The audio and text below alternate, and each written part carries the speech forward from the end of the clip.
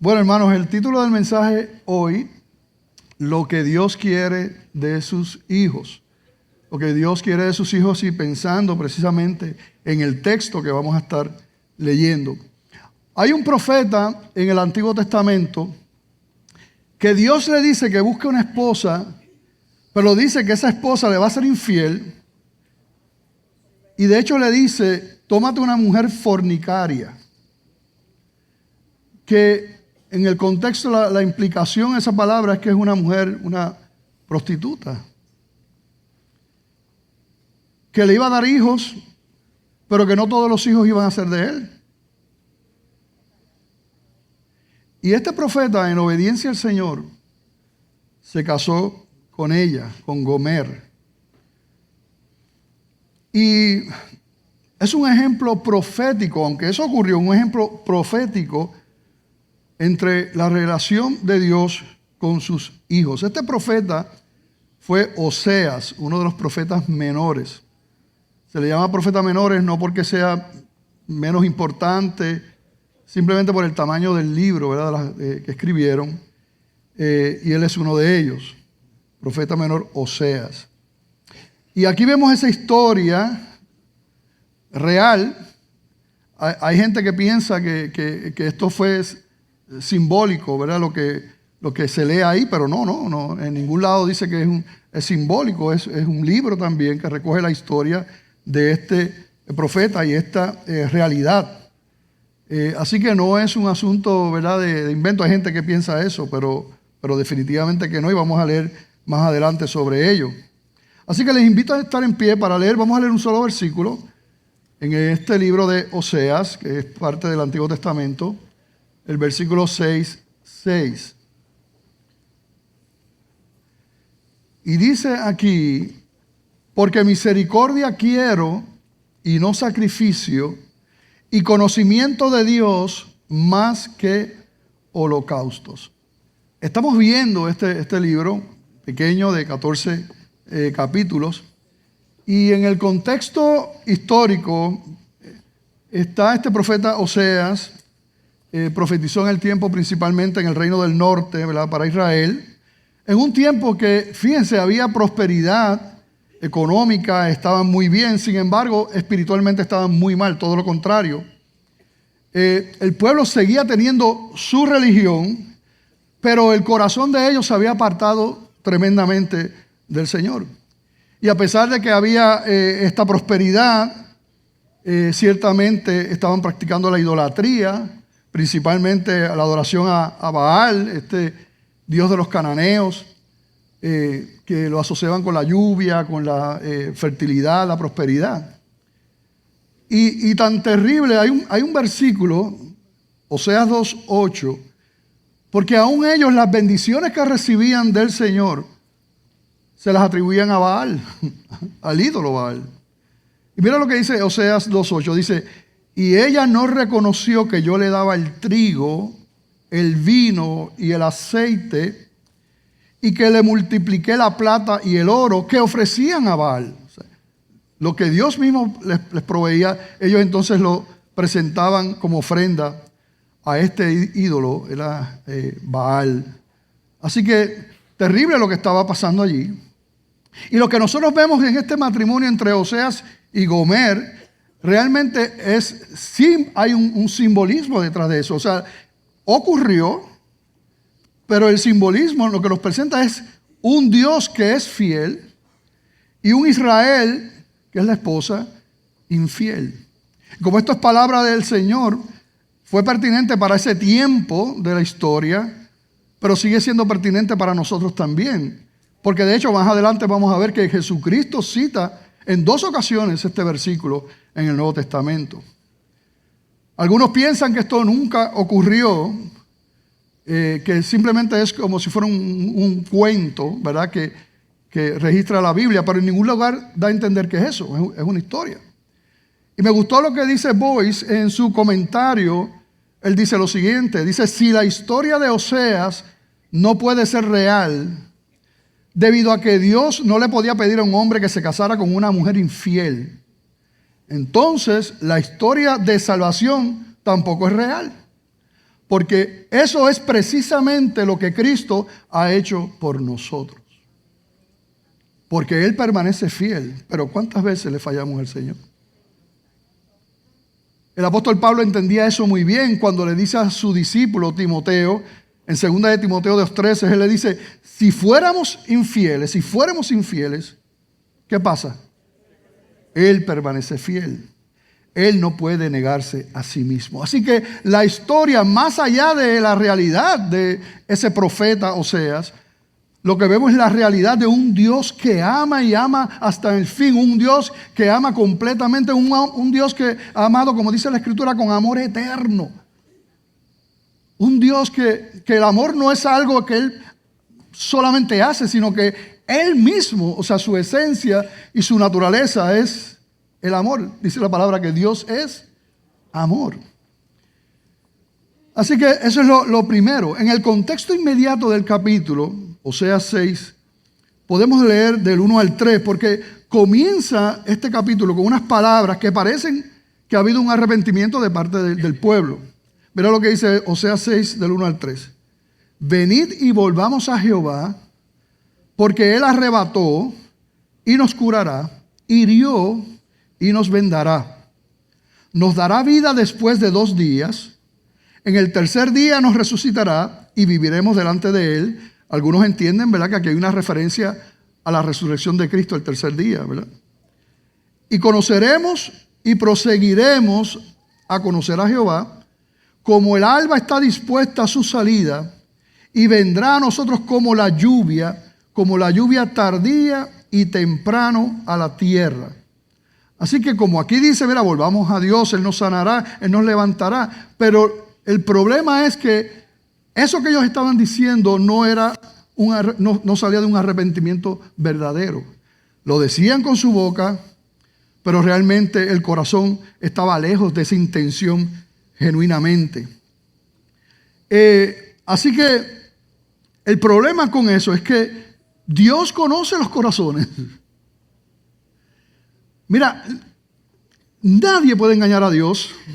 Uno puede engañar a la gente, inclusive hasta uno mismo, siendo insensatos y necios y tontos, nos podemos engañar quizás a nosotros mismos, pero a Dios nunca le podremos engañar. Él conoce el corazón.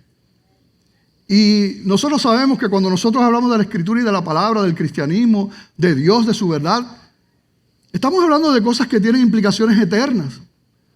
Claro, hay personas que no les importa, a menos que el Espíritu Santo toque sus vidas, y pueden pensar que eso es cualquier cosa. Y así mismo pensaba yo en un momento dado antes de conocer al Señor, y ustedes también. Uno piensa que las cosas de Dios son boberías y que no son tan importantes, y uno no está pensando en la eternidad. Pero todas esas cosas son verdad, son reales.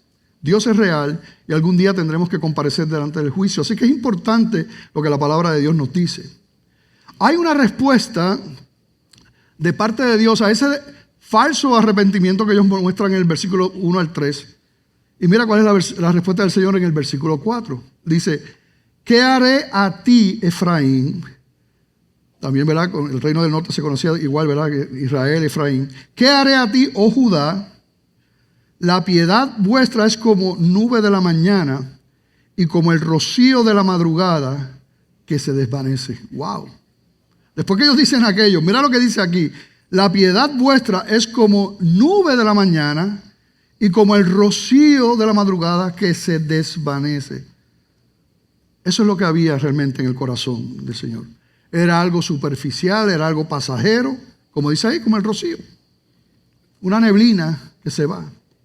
Tenían emoción religiosa, pero esa emoción religiosa no podía producir una transformación verdadera. ¿por qué no? O sea, si nosotros vemos todo el tema de este libro, de esta profecía en Oseas, es precisamente eso. O sea, Dios conoce el corazón, no podemos engañar a Dios. No obstante, Dios sigue amando a su pueblo, pero hay unas consecuencias para aquellos que pretenden vivir de esa manera, engañándose a sí mismos, porque a Dios no lo pueden engañar. De ahí es que llegamos al versículo 6, y lo leo nuevamente. Porque misericordia quiero, y no sacrificio, y conocimiento de Dios más que holocaustos. Así que vemos aquí dos elementos: misericordia y conocimiento. Misericordia y conocimiento. Con relación a la misericordia, nosotros vemos en Proverbios 3, versículos 3 y 4, mira lo que dice la palabra: nunca se aparten de ti la misericordia y la verdad. Átalas a tu cuello, escríbelas en la tabla de tu corazón. Y fíjate, ambos elementos, la misericordia y la verdad.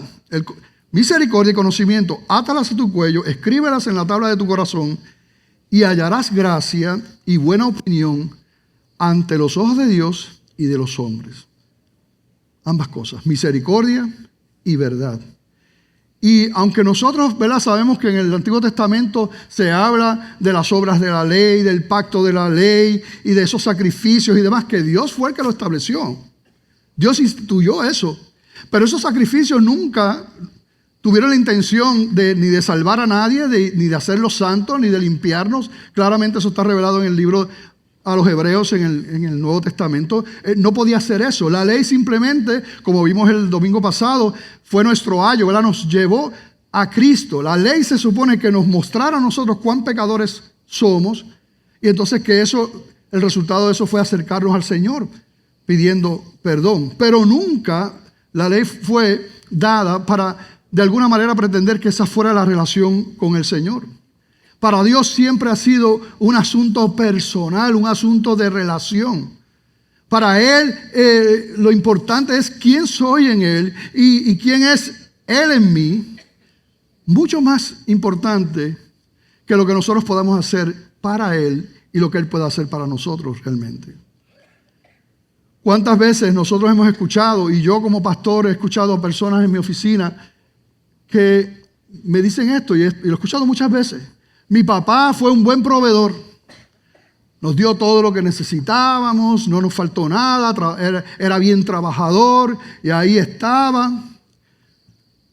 Pero nunca me dijo que me amaba, nunca estuvo ahí para abrazarme, nunca estuvo presente en los momentos importantes. No me faltó ropa, no me faltó comida, no nos faltó dinero, pero lo que nos faltó fue Él. Y cuando uno pretende vivir una vida con el Señor religiosa, eso es lo que uno hace. O sea, uno pretende hacer unas cosas externas y que eso sea suficiente. Pero no es así. Lo que vemos aquí, lo que vemos en toda la palabra es que Dios quiere relacionarse con nosotros. Que no es un asunto de religión ni de obras religiosas. No es un asunto de eso, es un asunto del corazón. Dios quiere relacionarse con nosotros. Y eso, que lo mencionamos y lo decimos y seguimos como si nada, realmente es porque no podemos entender eso a cabalidad. Que un Dios tan grande, poderoso, majestuoso, creador del cielo y de la tierra, que todo lo puede, que quiera relacionarse con uno, que quiera tener una relación de amor con nosotros. No un Dios distante. Qué triste, y así hay muchas religiones en el mundo que tienen un Dios que es un Dios como si los odiara. Pero ese no es el Dios de la Biblia. El Dios de la Biblia es un Dios que ama, es un Dios que está presente. Un Dios que ha dicho que estará con nosotros todos los días hasta el fin del mundo. Un Dios que ha dicho que en medio de la tribulación y la persecución Él va a estar con nosotros. Ese es el Dios al que nosotros servimos. El profeta Isaías, hablando de lo mismo que estamos viendo en este día, dice en el capítulo 29, versículo 13, mira lo que dice ahí. Dice pues el Señor, está profetizando también Isaías: porque este pueblo se acerca a mí con su boca y con sus labios me honra, pero su corazón está lejos de mí. Y su temor de mí no es más que un mandamiento de hombres que les ha sido enseñado. El apóstol Pablo entendía muy bien lo importante de esa relación con el Señor. No un asunto de ritos y cosas externas, ni siquiera de palabras, sino un asunto de una relación personal de amor con Dios. Que uno puede hacer lo que Dios nos ama. Él no tenía que hacerlo, pero lo hace. Y como el apóstol Pablo entendía eso, una de sus oraciones, el apóstol Pablo oraba mucho en el Nuevo Testamento, y muchas de las cartas que escribió el apóstol Pablo, usted va a encontrar oraciones dentro de esas cartas. Y eso ocurre en el capítulo 3 de la carta a los Efesios. Allí en el versículo 14 y 21, él está precisamente entendiendo la implicación del amor de Dios, de una relación de amor con Él, de la importancia de esto para nuestra vida como hijos de Dios. Mira lo que él dice en Efesios 3, 14 y 21. Por esta causa, doblo mis rodillas, o sea, estoy orando, ante el Padre de nuestro Señor Jesucristo, de quien toma nombre toda familia en los cielos y en la tierra, para que os dé, conforme a las riquezas de su gloria, el ser fortalecidos con poder en el hombre interior por su espíritu, para que habite Cristo por la fe en vuestros corazones. Y mira lo que comienza a decir ahora. A fin de que, arraigados y cimentados en amor, seáis plenamente capaces de comprender con todos los santos cuál sea la anchura, la longitud, la profundidad y la altura, y de conocer el amor de Cristo, que excede a todo conocimiento, para que seáis llenos de toda la plenitud de Dios. Y aquel que es poderoso para hacer todas las cosas mucho más abundantemente de lo que pedimos o entendemos, según el poder que actúa en nosotros, a Él sea gloria en la iglesia en Cristo Jesús, por todas las edades, por los siglos de los siglos. Amén. ¿Qué clase de oración? ¿Qué clase de oración? Decía, que conozcan. El apóstol Pablo, es importante, es imprescindible, es tan necesario que ustedes puedan conocer y comprender el amor de Dios. Es necesario eso. Para tu vida, para todo lo que tú vas a hacer. Tu caminar con el Señor. Es necesario. Volvemos al versículo, Oseas 6:6. Porque misericordia quiero y no sacrificio, y conocimiento de Dios más que holocaustos. Dios dice nuevamente, miren el corazón. En otro texto del Antiguo Testamento, mira lo que dijo Samuel en 1 Samuel 15:22. Dice, se complace Jehová tanto en los holocaustos y víctimas, como en que se obedezca a las palabras de Jehová. Ciertamente el obedecer es mejor que los sacrificios, y el prestar atención que la grosura de los carneros. Dios quiere relacionarse con nosotros. La religión ha servido para escondernos de Dios. La religión te dice a ti, haz esto, estos ritos, pon esta cara, canta de esta manera, esto es lo que tienes que hacer, papá. Y ya, la religión te dice, cumple con esto, eso dice la religión. Pero como vemos en el primer siglo, donde estaba Jesucristo caminando con los apóstoles y todo, la religión era un enemigo del Señor. Ellos no querían relacionarse con Dios, ellos querían conformarse con la religión, con lo externo, con lo de afuera. Y todavía eso nos puede pasar a nosotros. No, yo vengo a la iglesia, no, yo creo que a la iglesia, ¿sabes? Es bueno venir a la iglesia porque, ¿verdad? A Dios hay que darle su poquito, tú sabes. Y yo aporto por aquí porque, ves, tú sabes. Mira, si ese es el corazón, no lo hagas. De nada sirve venir a la iglesia si ese es el corazón que hay. De nada sirve. De nada sirve todos los sacrificios que tú puedes hacer si tu corazón está lejos del Señor. Dios mira el corazón. Dios está completo en sí mismo, Él no necesita nada. Misericordia y conocimiento. Eso es lo que Dios quiere, según ese texto. Misericordia y conocimiento de Dios. Y hay diferentes opiniones de cómo estaban divididos los 10 mandamientos, las 2 tablas de los 10 mandamientos. Pero hay unos que piensan, ¿verdad?, que una de las tablas presentaba los primeros 4 mandamientos y que la otra tabla presentaba los otros 6 mandamientos. Y que esa primera tabla lo que representa es, y todos esos mandamientos tienen que ver, esos primeros 4 mandamientos, con nuestra relación vertical con Dios.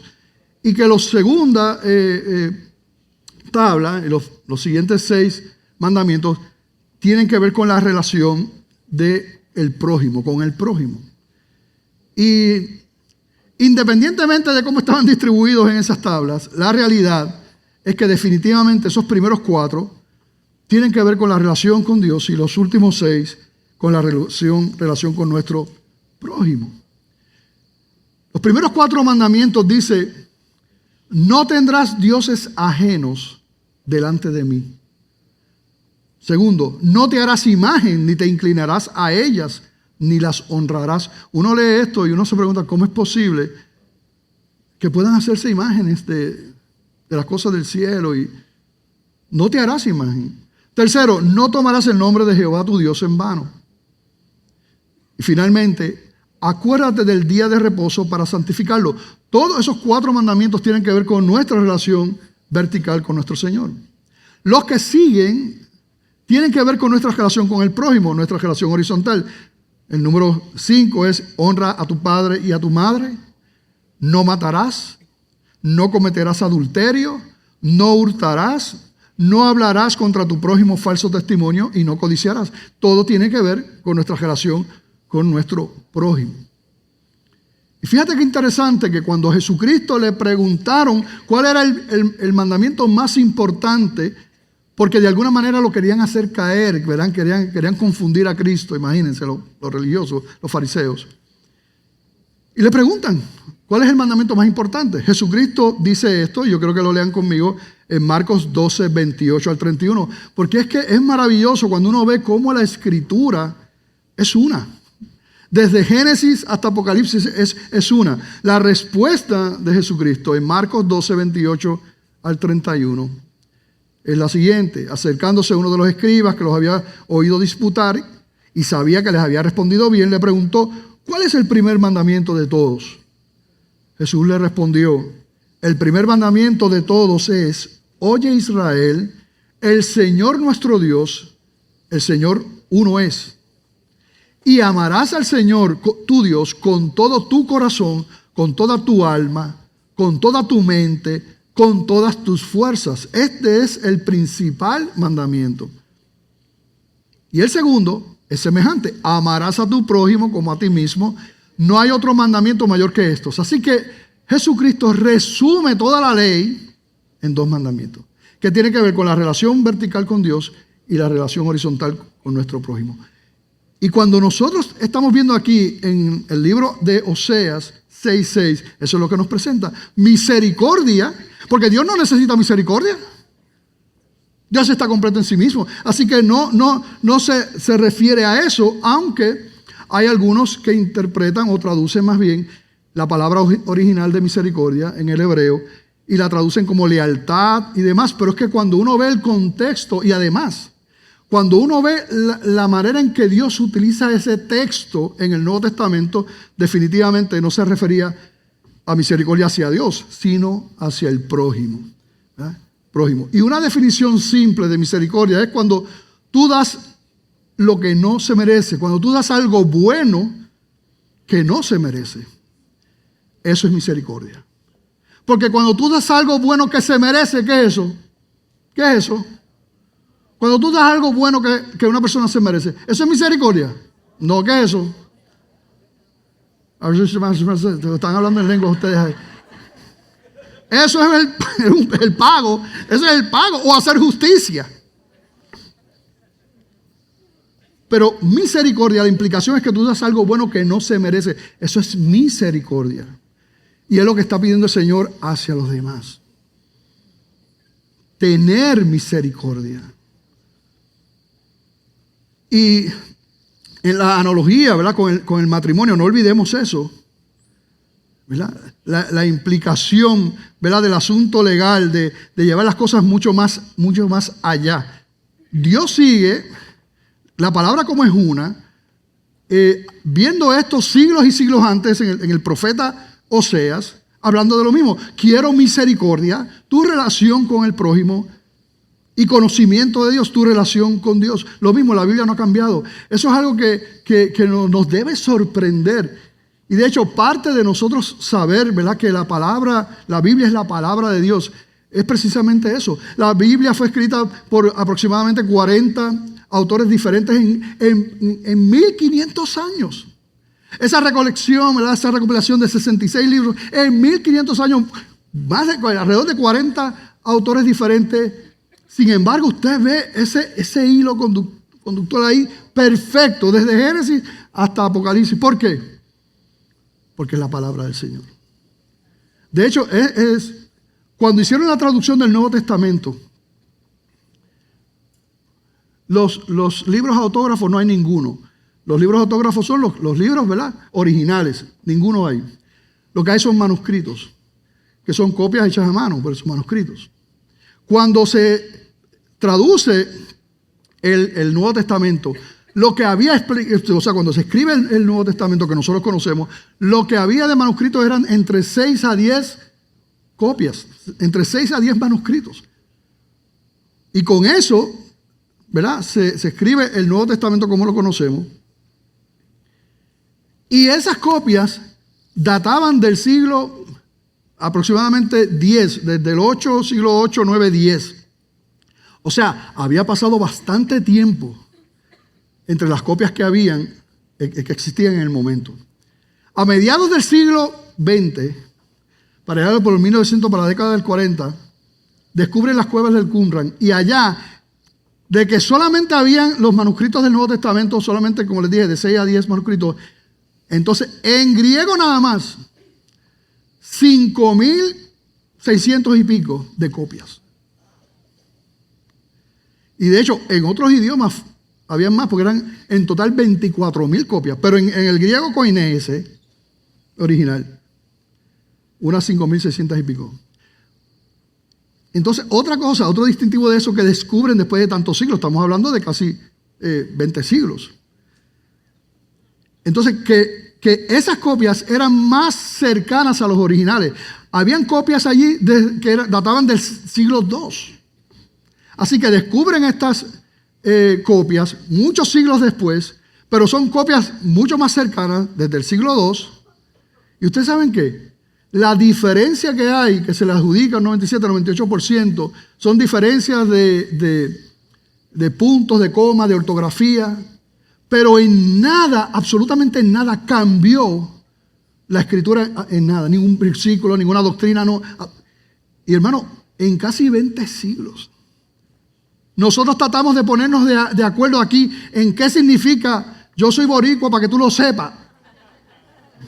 Tratamos de ponernos de acuerdo en la definición de eso y no nos vamos a poner de acuerdo. Y cómo a través de todos esos siglos permanece esa fidelidad. ¿Por qué? Porque es palabra de Dios. Es palabra del Señor. Así que Jesucristo está aquí, volviendo, ¿verdad?, y reiterando esa palabra de la importancia de la misericordia hacia los demás. Pero no solamente eso, sino que nosotros vemos en 1 de Juan capítulo 4, verso 20. 1 de Juan 4, 20. Mira lo que dice la Escritura. Si alguno dice yo amo a Dios y aborrece a su hermano, es mentiroso. Pues el que no ama a su hermano a quien ha visto, ¿cómo puede amar a Dios a quien no ha visto? Una vez más, el apóstol Juan, discípulo amado, escribiendo aquí, muchísimo tiempo después, pero lo mismo, porque es que la Biblia es una. Y está diciendo aquí, no digas que tú amas a Dios si tú no puedes amar a tu hermano. No lo digas. Y como esto no es un asunto para tirarle piedras a los demás, ¿verdad? No para mirar así como para el lado o meter codazo, la esposa, el esposo. No es para eso, sino es para nosotros. Realmente es donde yo estoy, Señor. ¿Dónde está mi relación contigo? Lo que dice tu palabra, lo que se supone que hace un hijo de Dios. Lo que verdaderamente constituye la importancia de como hijo tuyo. ¿Dónde estoy yo, Señor? O yo estoy confundido, yo me creo una cosa porque soy un religioso. Y seré de aquellos que el Señor me diga al final de los tiempos, apártate de mí, yo nunca te conocí. Pero Señor, en tu nombre profetizamos, en tu nombre hicimos esto, en tu nombre hicimos aquello. Apartados de mí, nunca os conocí, hacedores de maldad. Porque se quedó todo en una fachada, se quedó todo en algo externo. Así que la palabra siempre es para nosotros, no para repartirla. Señor, ¿dónde yo estoy? Y lo que Dios ha hecho cuando hablamos de amor es pura misericordia, porque ninguno de nosotros da el grado, ¿o sí? ¿Hay alguno aquí que pueda decir que está libre de pecado? La misma Biblia dice que el que diga que no tiene pecado hace Dios mentiroso. Es por gracia, y misericordia es gracia. Misericordia es cuando tú das algo bueno que no se merece. Y ciertamente ninguno de nosotros nos merecemos la salvación. Y de esa misma manera que el Señor, ¿verdad?, nos ha perdonado, nos ha amado, eso mismo nosotros tenemos que ejercerlo hacia los demás. Es lo que dice el Señor. Hemos hablado de la segunda tabla que tenía que ver de los mandamientos con el prójimo. Pero también el Señor habla del conocimiento de Dios, lo que Él quiere también. Y está hablando ahí de su relación, ¿verdad?, y tu relación personal con Él. Que no es un asunto de sacrificio, de externo, de los ritos, no, es un asunto del corazón. El apóstol Juan también dice lo siguiente en su primera carta, capítulo 2, versículos 3 al 5. Dice, y en esto sabemos que nosotros le conocemos. ¿Cómo sabemos que le conocemos? ¿Qué dice ahí? Si guardamos sus mandamientos. El que dice yo le conozco y no guarda sus mandamientos, el tal es mentiroso y la verdad no está en él. Pero el que guarda su palabra, en este verdaderamente el amor de Dios se ha perfeccionado. Por esto sabemos que estamos en él. Así que la definición que da la Escritura para decir si nosotros amamos o no a Dios, no es ese amor romántico, ni sentimental, ni emocional. La implicación de ese amor que permanece para siempre es un amor, ¿verdad?, que es parte de una decisión. Y ese amor, ¿verdad?, ese amor se ha perfeccionado en nosotros y es lo que podemos dar por la gracia del Señor. Dice la palabra que el que conoce a Dios guarda sus mandamientos. De hecho, Jesucristo dijo, el que me ama, ¿qué dijo? Mi palabra, ¿qué? Guardará. No es un asunto emocional. ¿Tú sabes por qué? Porque nosotros somos seres emocionales. Muchas veces vamos a estar arriba, vamos a estar abajo. Si nuestra relación con Dios y nuestro amor con Dios depende de nuestras emociones y nuestros sentimientos, ¿tú sabes qué va a pasar? Que el día que estemos en high, ese día, gloria a Dios, aleluya. Pero el día que estemos entonces en low, ¿qué va a pasar? ¿Por qué, Dios mío? ¿Dónde tú estás? Mira lo que me ha pasado. No. Es una convicción. Y el amor no es cuestión de un sentimiento, no, es obedecer los mandamientos. Claro, nosotros no podemos hacer eso sin la ayuda del Señor.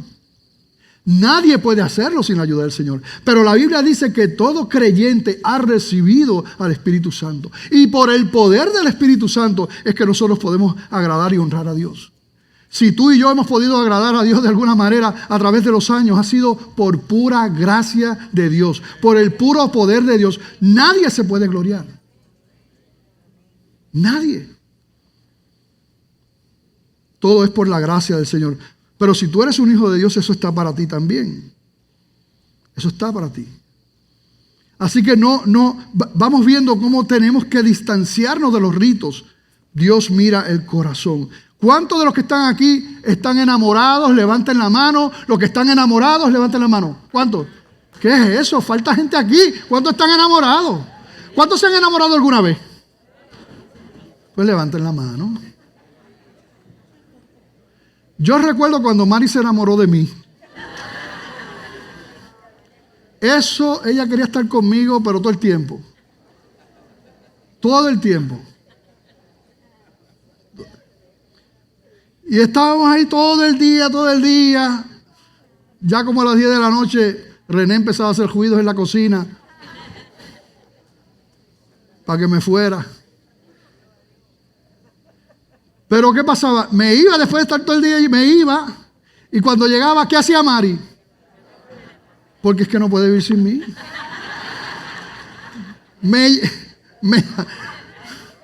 En aquellos teléfonos, no había celulares, aquellos teléfonos que si te tocaba un 9, estaba 2 minutos en regresar para atrás.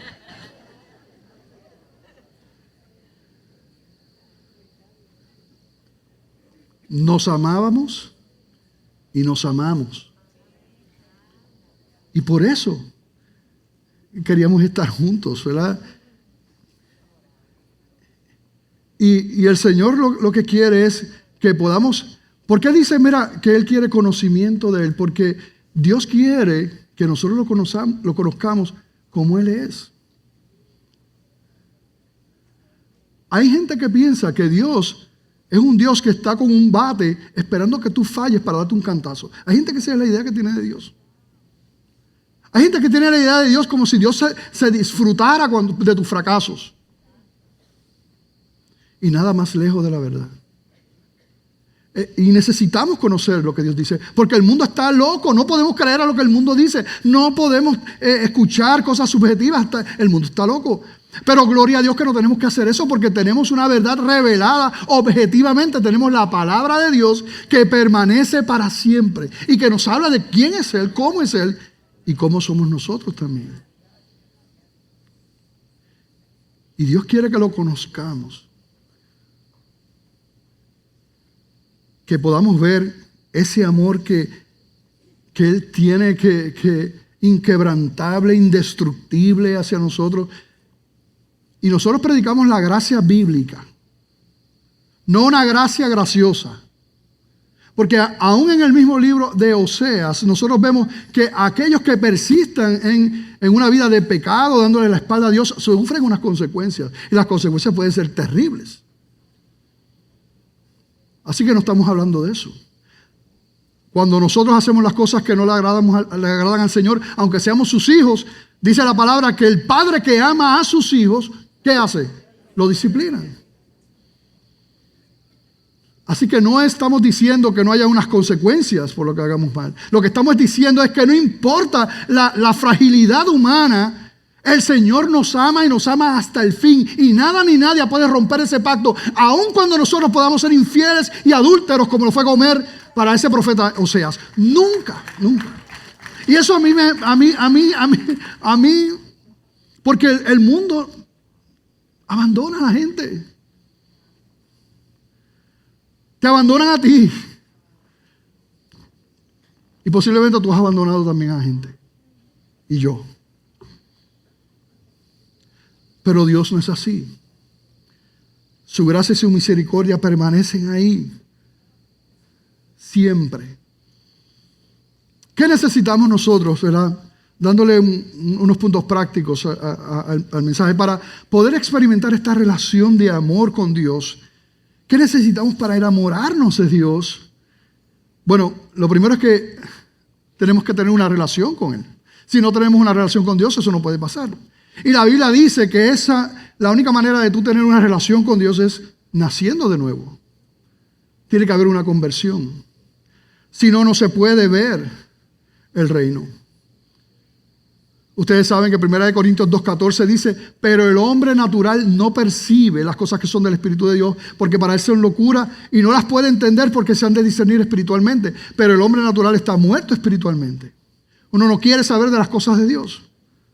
Le aborrece la iglesia, es un aburrimiento total. Es posible que aquí hayan unos cuantos que llegaron medios obligados por un familiar. Dios quiera que aunque tú hayas venido obligado, que el Espíritu Santo te coja ese corazón y te lo apriete bien duro. Porque Él te ama. El Señor le dijo a un maestro, a Nicodemo, le dijo, tú tienes que nacer de nuevo. No es un asunto de religión. La Iglesia Bautista de Gremio, esto lo repetimos una y otra vez, porque es que ninguna iglesia puede salvar. No es un asunto de rito, de sacrificio, de denominación. Es una relación personal con Jesucristo. Tienes que nacer de nuevo, le dijo Jesús. Segundo, definitivamente la palabra de Dios es la revelación más segura para nosotros conocer al Señor, conocernos a nosotros también. Decía Jesús en Juan 5, 39 y 40, escudriñad las Escrituras, porque a vosotros os parece que en ellas tenéis la vida eterna, y ellas son las que dan testimonio de mí. Y no queréis venir a mí para que tengáis vida eterna, para que tengáis vida. Así que definitivamente es la palabra, es la obra del Espíritu Santo. Alguien dijo, ¿verdad? Y a mí me gustó, Bob Coughlin lo repitió, no sé si es de él, que escribió la Worship Matters, la adoración importa. Bob Coughlin decía que todos somos teólogos, ¿verdad? La teología es el estudio, ¿verdad?, de Dios, el conocimiento de Dios. Dice, todos somos teólogos. La pregunta es si somos buenos teólogos o malos teólogos. Todos vamos a ser teólogos. Un teólogo bueno, ¿cuál es? El que lo que dice y lo que cree está conforme a la palabra. Y para eso necesitamos conocer la palabra. Y cuando uno ve, el propósito de la palabra es que Dios se revele y tú conozcas lo maravilloso de Dios. Y la palabra también nos revela la fragilidad de nosotros, las debilidades de nosotros. No es cualquier libro, como dijimos. Es un libro santo, es un libro de Dios. Cuando leemos y estudiamos la palabra del Señor, nuestra vida cambia, algo cambia porque es algo especial de Dios. No es cualquier cosa. Nosotros ahora en agosto comenzamos nuestro instituto bíblico. Y damos gracias al Señor porque hemos tenido los últimos años una asistencia promedio de 1,000 personas estudiando la palabra del Señor. Y eso es tremendo. 1,000 personas estudiando la palabra del Señor. Pero aquí vienen más de 1,000 personas. Así que quisiéramos que todos entendieran el mandato de escudriñar las Escrituras, para que no sean engañados por tanta cosa que hay en el mundo. Pero esa palabra, cuando uno la lee y uno va viendo lo que Dios hace, lo que el Señor ha hecho, por misericordia, por gracia, cómo a Él no le importó lo que sufrió, lo que padeció, para salvarnos, para proveer un camino. O sea, Oseas mismo, el significado de la palabra Oseas, del nombre Oseas, es el Salvador. Dios mismo se entregó, ¿verdad? Se hizo como uno de nosotros para proveer un camino de salvación. Y no lo hizo por gente buena, ninguno es bueno. La Biblia dice que todos somos ¿qué? Pecadores, que todos somos malos. Bueno no hay ni uno. Pero cuando uno ha pasado con el Señor y pasa con la palabra y uno va conociendo al Señor, tiene que algo cambia. Y eso es lo que pasó con José, fíjate, en su relación.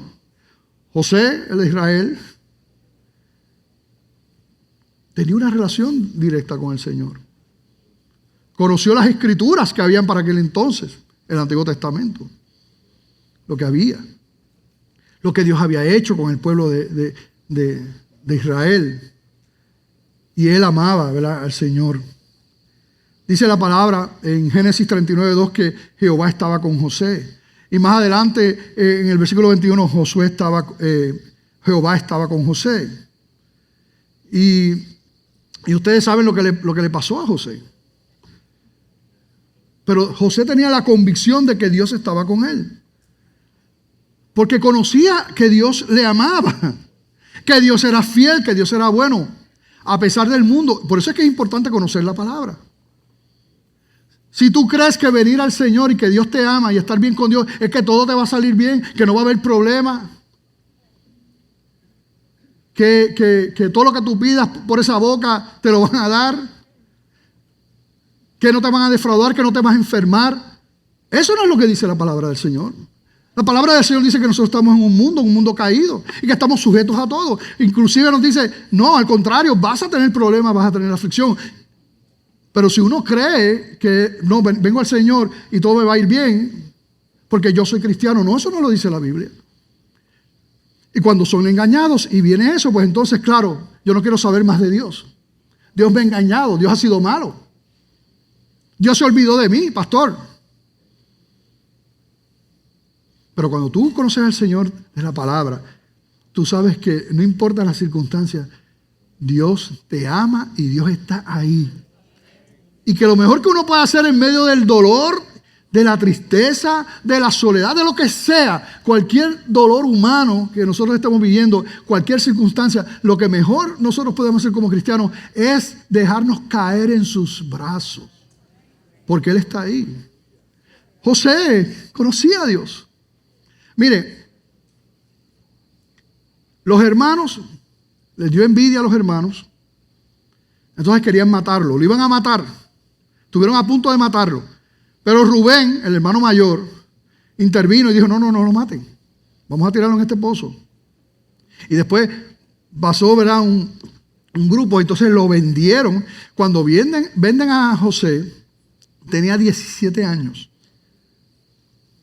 Y lo venden como esclavo. A su papá le dicen que una fiera lo mató y que se desapareció el cuerpo. Pero ese José que pasó eso, que cuando él llega a la casa del faraón, llega 13 años después. Así que llega a los 30 años. 13 años estando preso injustificadamente. Bueno, primero porque era un esclavo. Segundo, vienen y lo ponen en la casa de Potifar, porque la mano del Señor estaba con él y Dios bendecía todo lo que hacía José. Pues lo ponen allí, ¿verdad?, como administrar la casa de Potifar. Y a la esposa de Potifar le dio con José. Le gustaba a José, quería acostarse con José y empezó ahí. Y José no, porque José quería primero agradar a Dios y segundo honrar a su amo, ¿verdad?, a su jefe. Y llegó el momento que un día que no había nadie, ella entonces le cae encima a él. Y lo que dice la palabra es que él sale corriendo, porque él ¿verdad? Pero ella se quedó con la túnica de él, así que él sale corriendo desnudo. Le echan la culpa a él. Ella le dice que era él el que quería violarla y lo meten preso. Él queriendo honrar a Dios y queriendo honrar al esposo de esa mujer. Y lo meten preso. Pero en todo esto él no le echa la culpa a Dios. Él conoce este mundo, él conoce el amor de Dios, pero que no somos librados de las cosas de este mundo, pero que Dios va a estar con él. Allí está todo ese tiempo. Él ayudó a un copero y a diferentes personas. Le dicen, mira, acuérdate de mí, pero después que se acordó, 2 años después, estando presos más, como les dije, 13 años pasaron. Después, ustedes saben, Dios... allá el faraón lo pone prácticamente después de él, era el que más mandaba. Dios tiene propósitos en todo eso. Y entonces vamos a leer lo que dice Génesis 45 para que ustedes vean cómo responde este hombre ante sus hermanos 13 años después. Entonces dijo José a sus hermanos, acercaos ahora a mí, porque José los reconoció a ellos, pero ellos no los reconocieron a él. Y aquí es el momento en que él les dice quién es. Y ellos se acercaron y él dijo, yo soy José vuestro hermano, el que vendisteis para Egipto. Ahora pues, no os entristezcáis, ni os pese de haberme vendido acá, porque para preservación de vida me envió Dios delante de vosotros. Pues ya ha habido 2 años de hambre en medio de la tierra, y aún quedan 5 años en los cuales ni habrá arada ni siega. Y Dios me envió delante de vosotros para preservaros posteridad sobre la tierra y para daros vida por medio de gran liberación. Así pues, no me enviasteis acá vosotros, sino Dios, que me ha puesto por padre de Faraón y por señor de toda su casa y por gobernador en toda la tierra de Egipto. Wow. Después de todo lo que le hicieron y todo lo que pasó, pero él dice, no. Dios tenía propósitos con esto. No fueron ustedes los que me trajeron acá. No, fue Dios. Romanos 8:28 es esto. Romanos 8:28 dice, y sabemos que a los que aman a Dios todas las cosas les ayudan a bien. Esto es a los que conforme a su propósito son llamados. Cuando dice, y sabemos que a los que aman a Dios todas las cosas, todas es un absoluto. Así que implica lo bueno y lo malo. Pero cuando tú confías en el Señor, tú sabes que tu vida está en el Señor. Tú conoces lo que dice la palabra, que Él nos ha amado y nos ha amado hasta el fin, con amor eterno. Nos amó de tal manera que entregó a su Hijo, que como yo he dicho anteriormente, ahí mismo en Romanos capítulo 8, no escatimó ni a su propio Hijo, lo entregó por nosotros. Así es el amor de Dios. Y eso lo conoció José. Y eso lo podemos conocer cada uno de los hijos de Dios, porque Dios no ha cambiado, sigue siendo el mismo. Y dijo, no, Dios tiene propósitos en esto. Conoce lo que Dios ha hecho. Conoce lo que implica este mundo, ¿verdad? Así que sigue siendo un mismo mensaje. Se resume toda la ley en 2 puntos. Ama a Dios con todo tu corazón, con toda tu mente, con toda tu alma, con todas tus fuerzas, y ama al prójimo como a ti mismo. ¿Qué quiero? Dijo Dios a través del profeta Oseas, quiero misericordia y quiero conocimiento de Dios. Las cosas externas de nada sirven si no vienen acompañadas de un corazón contrito y humillado delante del Señor. De nada sirven. Y yo como pastor le pido al Señor que así como el apóstol Pablo oraba por la iglesia en Éfeso, Señor, que puedan conocer tu amor. Me uno a esas palabras. Que verdaderamente podamos conocer el amor de Dios, la altura, la profundidad, la anchura. ¿Se acuerdan de aquel corito que decía, el amor de Dios es maravilloso, el amor de Dios es maravilloso, el amor de Dios es maravilloso, cuán grande es el amor de Dios? Hágalo conmigo. Tan alto que no puedo ir arriba de Él, tan bajo que no puedo ir abajo de Él, tan ancho que no puedo ir abajo de Él. Cuán grande es el amor de Dios. Amén, así es. Que podamos entender que nada en este mundo puede cambiar esa realidad de la grandeza del amor de Dios. Anne Askew fue una mujer en Inglaterra, 1546. Y esta mujer fue encarcelada y torturada cruelmente por causa de su fe allá en Inglaterra. Fue colocada sobre un potro de tormento en la que sus huesos y coyunturas fueron sacados del lugar. Ustedes saben que lo alaban así. Se desmayó por causa del terrible dolor y al recobrar el conocimiento le predicó a los que la atormentaban por 2 horas. El día de su ejecución fue llevada a la hoguera cargada en una silla debido a que sus huesos estaban dislocados y no podía caminar. En el último momento le ofrecieron el perdón del rey si solo confesaba su error y se retractaba. Pero ella dijo, no he venido hasta aquí para negar a mi Señor y Maestro. Murió en medio de las llamas orando por sus verdugos. Este es uno de los muchos testimonios que recoge el libro Locos por Jesús, que cuenta testimonios de hombres y mujeres de Dios que conocían al Señor. En inglés, Jesus Freaks, es un nombre raro, pero que cuenta todos estos testimonios. Ella sabía quién era su Señor. Ella sabía la implicación de este mundo, pero ella también sabía lo que venía detrás. Esa vida venidera en el Señor. ¿Qué quiere el Señor de ti? ¿Qué quiere el Señor de mí? Que ejerzamos misericordia, que lo conozcamos a Él. Más que sacrificio. Si después de conocerlo a Él, ejercer misericordia, podemos hacer obras, como dice, pues amén. Pero es como el resultado de esa relación, nunca antes. nunca antes.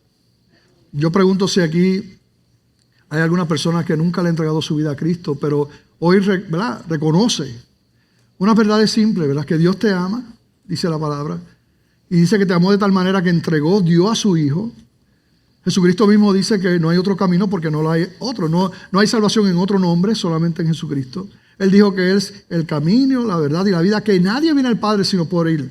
No es religiones, no es ritos, es una persona, Cristo, que siendo Dios no le importó ser igual a Dios, se despojó, se rindió en aquella cruz, venciendo a la cruz, porque era Dios, venciendo a la muerte, resucitó al tercer día y reina en gloria, para que los que creen en Él entonces tengan también vida eterna. Los que creen en Él sean hechos hijos de Dios, dice la palabra. Pero esto tiene que ser algo genuino. Tú eres pecador, tú eres pecadora. Yo no te pregunto si lo eres, porque la Biblia dice que lo eres. Todos lo somos. Y si tú mueres en esa condición, la Biblia habla de una condenación eterna. Habla de eso. Jesucristo habló de eso. Pero si tú entiendes que has caminado de espalda al Señor, el Espíritu Santo te ha mostrado qué tú estás haciendo con tu vida. Si el Espíritu Santo te ha mostrado, no salgas de aquí sin tomar una decisión por el Señor. Pues entonces ríndete a Él, ¿verdad? Ríndete a Él. No a la iglesia bautista, como dije, a ninguna iglesia, ninguna religión. No. No el acto, no, es un asunto del corazón. Señor, he pecado, perdóname, Señor. Creo, Padre, que tú eres el Hijo de Dios, que tú eres el camino de salvación. Y a los que hacen eso de corazón, son hechos hijos de Dios, dice la palabra, y tienen vida eterna. Porque de tal manera amó Dios al mundo, que ha dado a su Hijo unigénito para que todo aquel que en Él cree no se pierda, mas tenga vida eterna. Así que yo pregunto si aquí habrá alguna persona que nunca le ha entregado su vida a Cristo, o si lo hizo no fue genuino y hoy reconoce que nunca ha tomado esa decisión genuinamente y hoy quiere entregar su vida a Cristo. Yo te pido que tú levantes tu mano y tú digas: Señor, perdóname, yo te necesito. ¿Habrá alguien que toma esa decisión? Le dice: Señor, soy pecador, soy pecadora, te pido perdón por mis pecados y me gustaría orar por ti si quieres tomar esa decisión, y lo único que te pido es que levantes la mano para poder orar por ti. ¿Habrá alguien que tome esa decisión? ¿Habrá alguien que ya es un hijo de Dios, una hija de Dios y se apartó de sus caminos y hoy quiera regresar a casa? Quiera reconciliar su vida con el Señor porque se apartó, se alejó de sus caminos y hoy dice: Señor, perdóname, quiero regresar a mi casa. Porque si tú le entregaste tu vida de corazón al Señor, eres hijo y serás hijo para siempre. ¿Habrá alguien que regrese a casa, que reconcilia su vida con el Señor o le entrega su vida al Señor? Si no es así, vamos a estar en pie y que la paz del Señor sea con todos ustedes. Amén.